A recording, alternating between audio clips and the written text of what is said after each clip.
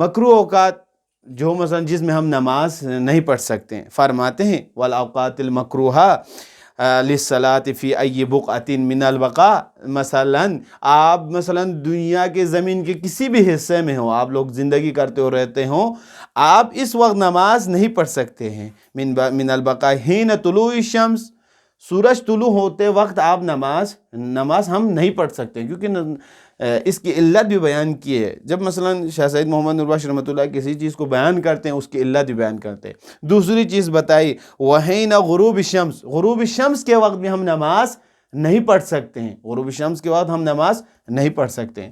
پھر فرماتے ہیں کیوں؟ وحین الاستواء، استوا کے وقت بھی، استوا کے وقت مثلا درمیانی وقت ہی مثلا مشابہ ہے، ایک جیسا، حین استوا، استوا مثلا وسطی جو وہ ہے، مثلا اسی کو کہتے ہیں، وسط سے ہی لیا گیا ہے، اس وقت بھی ہم نماز نہیں پڑھ سکتے ہیں۔ کیوں؟ لأن فی هذه الاوقات، چونکہ اس وقت سورج طلوع ہوتے وقت، غروب ہوتے وقت اور مثلا استوا کے وقت کیا کرتے ہیں؟ فرماتے ہیں کہ لأن فی هذه الاوقات غیر الملت الاسلامیہ یتعبدون الاسلام فکراہۃ لتشابہہم، فرماتے ہیں اس وقت مسلمانوں کے علاوہ غیر مسلم، مثلا یہودی ہو گئی، نصارے ہو گئے، بت ہو گئے، کافر ہو گئے، یہ لوگ کیا کرتے ہیں؟ اپنے بتوں کی پوجا کرتے ہیں، اس کی شباہت، تاکہ اس کی شباہت نہ ہو جائیں، اسی لیے ہم کو اس وقت نماز نہیں پڑھنی ہے۔ یہ ایک مہم مسئلہ ہے، ہم طلوع شمس اور غروب شمس کے وقت نماز نہیں پڑھ سکتے۔ اور اس کے بعد اور ایک مسئلہ ہے، یہاں پر سوال بھی کیا گیا، اکثر بیشتر بہت سے لوگوں نے مجھ سے سوال بھی کیا کہ آیا ہم نماز صبح کے بعد اور نماز عصر کے بعد آیا ہم نماز پڑھ سکتے ہیں یا نہیں پڑھ سکتے ہیں؟ تو دیکھیں یہاں پر ایک مسئلہ ہے، آپ قضا پڑھ سکتے ہیں۔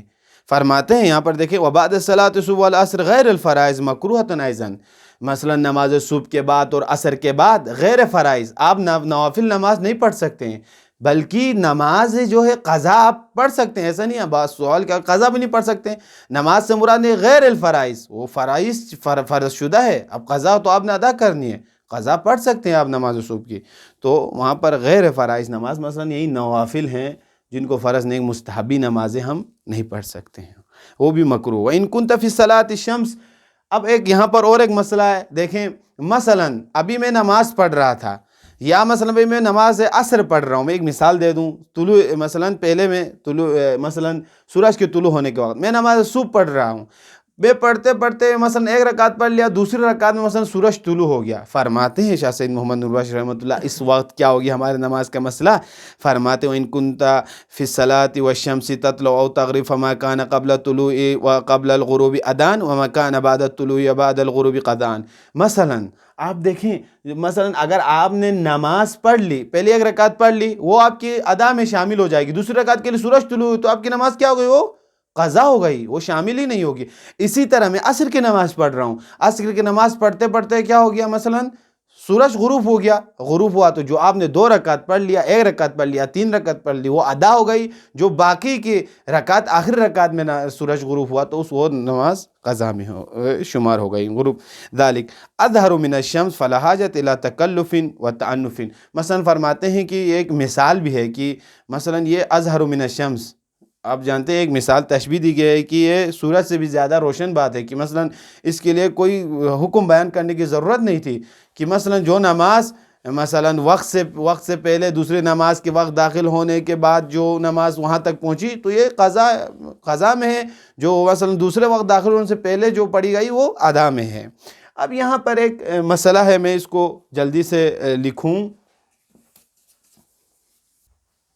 اب دیکھیں یہی شاہ سید محمد نور بخش رحمۃ اللہ علیہ ہر باب کے اندر کوئی نہ کوئی پیغام پورے امت مسلمانوں کے نام سے، کیونکہ شاہ سید محمد نور بخش رحمۃ اللہ علیہ نے فقہ الاحوت کے شروع میں ہی آپ دیکھیں کبھی یہ نہیں کہا کہ وکافۃ لأہل نور بخشیہ، یہ صرف میری فقہ نور بخشوں سے مخصوص نہیں کہا ہے، ہمیشہ کہا ہے وکافۃ لأہل العالم، اہل عالم جو بھی اس پر مثلا عمل کرنا چاہے وہ اس پر عمل کر سکتا ہے۔ تو یہاں پر ایک بات کی طرف ہم لوگوں کو ایک نقطے کی طرف یہاں پر ایک اشارہ کیا ہے، دیکھیں فرماتے ہیں وَكُلُّ مُسْلِمٍ بَالِغٍ، فرماتے ہیں یہاں پر جب عبادت کی بات آئی ہے وَكُلُّ مُسْلِمٍ، ہر مسلمان بالغ مسلمان پر، یا مسلم کی بات، وَكُلُّ نُرْبَخْشِ نہیں کہا ہے، وَكُلُّ مُسْلِمٍ مسلمان، ہر مسلمان، بالغ عاقل، بالغ ہو، عاقل ہو، مکلف، اور وہ مثلاً اس کے اوپر تکلیف ہوئی ہو، مثلاً بالغ ہوا، مراد یہ ہے مکلف ہوا ہو ان عبادات، نماز ہو گیا، روزہ ہو گیا، بالصلاۃ نماز سے، وغیرہ من العبادات نماز کے علاوہ دوسری عبادت میں کیا آتے ہیں؟ روزہ، زکوٰۃ، حج، جہاد، جو بھی وہ چیزیں جو ہم فروع میں گنتے ہیں، مثلاً کلمۃ الشہادتین، صلاۃ الخمس، صوم رمضان، زکوٰۃ المال، حج البیت، جو یہ غیرہا سے مراد وہ دوسری جو عبادات ہیں، فرماتے ہیں وغیرہ غیر مکلف بالعبادات لأن العبادات تبنى على الایمان، مثلاً یہ عبادات کی بنیاد کس پر ہے؟ ایمان پر ہے۔ اب دیکھیں، جب ہماری ایمان ہی نہ ہو تو ہم عبادات، تبنا بنیاد ہے ایمان، لأن العبادات تبنى على الایمان، ایمان بنیاد جو کس پر رکھی گئی ہے؟ مثلاً عبادات کی بنیاد ایمان پر رکھی گئی ہے۔ آپ کیا کریں، مثلاً ایک گھر بنائیں، بغیر بنیاد کے گھر بنائیں تو وہ گھر کھڑا ہو سکتا ہے؟ نہیں ہو سکتا، جب تک اس کی فاؤنڈیشن کو درست طریقے سے نہ لگایا جائے، جب تک اس کے اوپر صحیح سے اس کی بنیاد بنائی گئی۔ تو عبادات کی بنیاد پر ایمان پر رکھی گئی، جب تک ہم ایمان نہ ہو، مسلمان نہ ہو، تو اس وقت تک آپ کے لیے یہ حکم کیا ہے؟ ساقط ہے، آپ کے اوپر حکم نہیں ہے۔ مثلاً تبنى علی الایمان، مثلاً کیا ہے؟ ایمان پر رکھی گئی ہے۔ فَإِذَا لَمْ يُوجَدِ الْمَبْنَى لَمْ يُمْكِنَ الْمُبْتَنَى عَلَيْهِ، جب اس کی بنیاد مبنا سے، جب مبنا ہی نہیں ہے تو مبتنا علیہ کی بات ہی نہیں آتی ہے۔ جب آپ ایمان ہی نہیں رکھتے ہیں تو آپ کے اوپر کوئی فرض کردہ کوئی چیز بھی آپ کے اوپر نہیں لگائی جا سکتی۔ جب آپ مسلمان ہی نہیں ہیں، ایمان ہی نہیں رکھتے ہیں عبادت کے اوپر، نماز کے اوپر، یا مثلا ایمان ہی نہیں رکھتے ہیں خدا کے اوپر جس کی عبادت کی جائے، تو جب مبنا نہیں ہے تو مبتنا علیہ کی بات وہاں پر ممکن ہی نہیں ہے، نہیں پائی جاتی ہے۔